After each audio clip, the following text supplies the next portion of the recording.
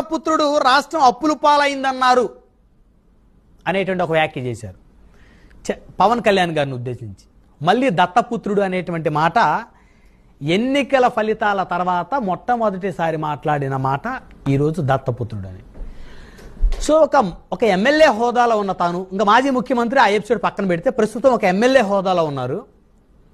ఒక ఉప ముఖ్యమంత్రిని మీరు గౌరవంగా సంబోధిస్తే వాళ్ళ పార్టీ కార్యకర్తలు కూడా మిమ్మల్ని గౌరవంగా సంబోధిస్తారు.